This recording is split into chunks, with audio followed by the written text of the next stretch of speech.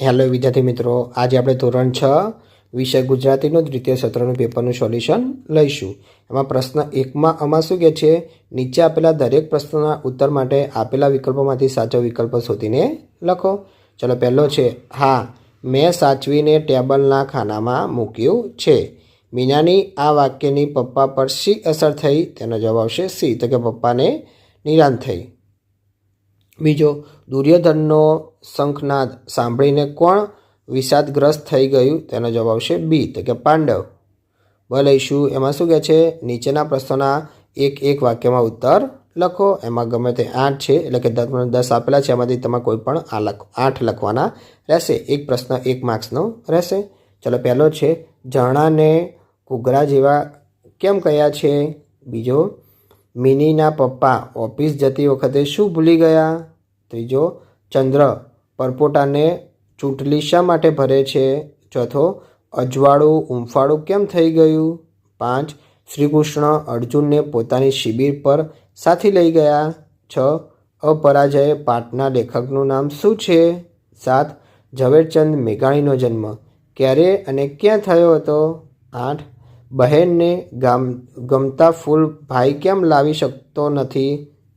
9, મિનીએ main door લોક કેમ કર્યો? 10, બગસરામાં હતા ત્યારે મેઘાણીની પ્રકૃતિ કેવી હતી? લઈશું એમાં શું કહે છે, નીચેના પ્રશ્નના 2-3 વાક્યોમાં ઉત્તર લખો. એમાંથી ગમે તે 3 કીધા છે, તો વિદ્યાર્થી મિત્રો તમને 4 આપેલા છે, એમાંથી તમારે કોઈ પણ 3 લખવાના રહેશે. તો પહેલું છે, પરપોટો ક્યારે દુઃખી થયો? તેને કઈ વાતનું દુઃખ હતું?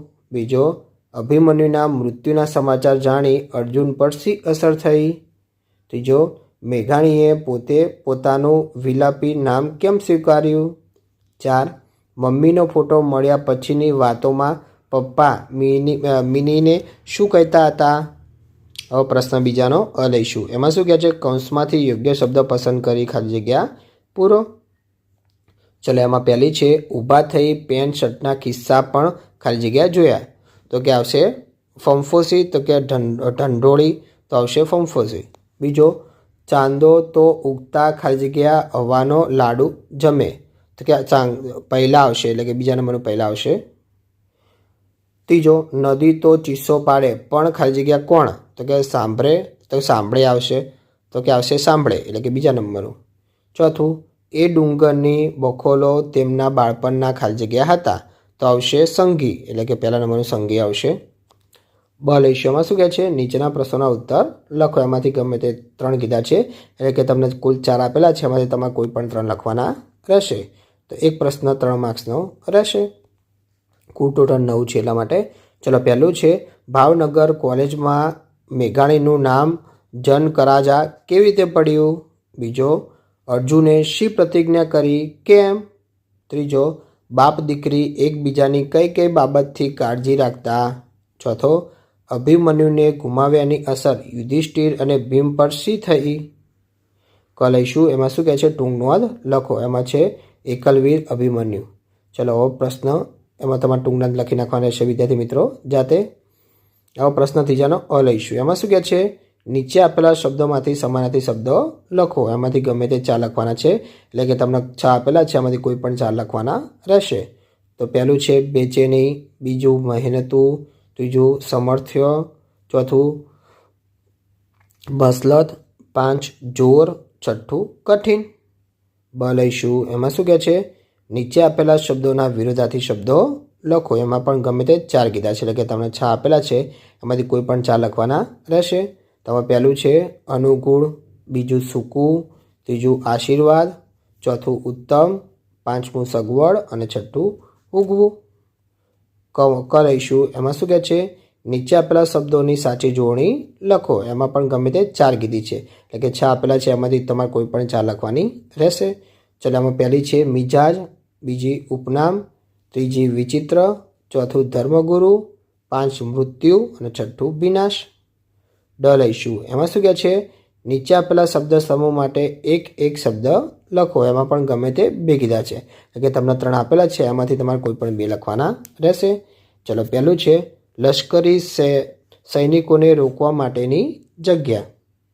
બીજું નદી, તળાવ વગેરેમાંનો ઊંડો ખાડો. તો ત્રીજું આનંદ માટે કરેલી મશ્કરી, એટલે કે મજાક આવશે એમાં છેલ્લામાં. એ લઈશું. એમાં શું કહે છે? નીચે આપેલા રૂઢિપ્રયોગોના અર્થ આપી તેમનો વાક્યમાં પ્રયોગ કરો. એમાં ગમે તે એક કીધા છે, એટલે કે તમને બે આપેલા છે, એમાંથી તમારે કોઈ પણ એકનો રૂઢિપ્રયોગોનો અર્થ આપી વાક્યમાં પ્રયોગ કરવાનો રહેશે. ચલો, પહેલો છે આંખ આડા કાન કરવા. બીજો છાતી સળસું ચાંપવું. એ લઈશું. એમાં શું કહે છે? નીચે આપેલા વિધાનો ખરા છે કે ખોટા તે જણાવો. ચલો, પહેલો છે મિનીને એકલા રહેવાનો ડર લાગતો હતો. બીજું બગસરામાં મેઘાણી કોઈક સગાને ત્યાં રહીને ભણતા હતા. લઈશું. એમાં શું કહે છે? વેરવિખેર થઈ ગયેલા શબ્દોની વ્યૂહરચના એવી રીતે કરો કે વાક્ય સાચું બને અને તે લખો. ચલો, એમાં કયા કયા શબ્દો છે? તો કે કૌરવ, મહારથીઓ, યુદ્ધ કૌશલ્ય, કે ડગાઈ ગયા જોઈને અભિમન્યુનું. તો કે અભિમન્યુનું યુગ કૌશલ્ય જોઈને કૌરવ મહારથીઓ ડગાઈ ગયા. એ રીતે વાક્ય બનશે. મેં લખેલું છે 1 2 3 4 5 6 7. તમારે રીતે લખી નાખવાનું રહેશે સીધે સીધું. લઈશું. એમાં શું કહે છે? નીચેનું વાક્ય કોણ બોલે છે તે લખો. ચલો, વાક્ય છે હા બેટા, અમે જ તને બોલાવ્યો. એ લઈશું. એમાં શું કહે છે? હું કોણ છું લખો. તો કહે છે લીલાછમ દરિયામાં હું સરળ કરતી સરકું છું. તો અહીંયા આવશે હોળી. અહીં લઈશું. એમાં શું કહે છે? સાદા વાક્યને ભાવસભર બનાવીને લખો. ચલો, સાદું વાક્ય છે કે દોડ હરીફાઈમાં મનીષા જોરદાર દોડી. હવે પ્રશ્ન ચોથાનો લઈશું. એમાં શું કહે છે? નીચે આપેલા મુદ્દાઓના આધારે વાર્તા લખો અને તેને યોગ્ય શીર્ષક આપો. ચલો, મુદ્દાઓ છે. કયા કયા મુદ્દાઓ છે? તો કે અકબરનો દરબાર ભરાયો હતો. અકબરને દૂધથી ભરેલું તળાવ બનાવવાનો વિચાર આવ્યો. તેણે ગામમાં ઢંઢેરો પીટાવ્યો કે ખાલી તળાવમાં સૌ પ્રજાજનોએ વહેલી સવારે એક લોટો દૂધ રેડી જવું. બિરબલે કહ્યું કે તળાવ દૂધથી નહીં પણ પાણીથી ભરાઈ જશે. બીજા દિવસે તળાવ ખરેખર પાણીથી ભરાઈ ગયું હતું. અકબરને આશ્ચર્ય થયું અને બોધ.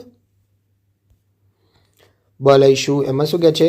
નીચે આપેલા વિષય પર પત્ર લેખન કરો. ચલો, કયો વિષય છે તો દેખીશું. તો કહે છે તમે તમારી માંદગીને કારણે 1 અઠવાડિયું શાળાએ જઈ શકો તેમ નથી. તેની જાણ કરતી રાજા ચિઠ્ઠી તમારા વર્ગ શિક્ષકને લખો. આ તમારે પત્ર લખવાનો રહેશે વિદ્યાર્થી મિત્રો. પ્રશ્ન 5નો લઈશું. એમાં શું કહે છે? નીચે આપેલા વિષયોમાંથી ગમે તે એક વિષય પર આશરે 15 વાક્યોમાં નિબંધ લખો. તો તમારે નિબંધ લખવાનો છે વિદ્યાર્થી મિત્રો. 3 આપેલા છે, એમાંથી તમારે કોઈ પણ એક વિષય વિશે નિબંધ લખી નાખવાનું રહેશે. તો પહેલું છે એક નદીની આત્મકથા. બીજું ગરવી ગુજરાત. ત્રીજું મારું પ્રિય પુસ્તક. લઈશું. એમાં શું કહે છે? નીચે આપેલી પંક્તિઓ કહેવતો સુવાક્યોનો વિચાર વિસ્તાર કરો. એમાંથી ગમે તે 2 કીધું છે, એટલે કે તમને 3 આપેલી છે, એમાંથી કોઈ પણ 2 વિશે લખવાનો રહેશે. તો કઈ છે તો વાંચું છું. તો પહેલી છે વિદ્યા વિનયથી શોભે છે. બીજી મિત્ર એવો શોધવો ઢાલ સરીખો હોય, સુખમાં પાછળ પડી રહે, દુઃખમાં આગળ હોય. જો લઈશું આચાર એ પ્રચારનું શ્રેષ્ઠ માધ્યમ છે. વિદ્યાર્થી મિત્રો, તમને મારો વિડીયો ગમ્યો હોય તો ચેનલને લાઇક, શેર અને સબસ્ક્રાઈબ કરવાનું ભૂલતા નહીં.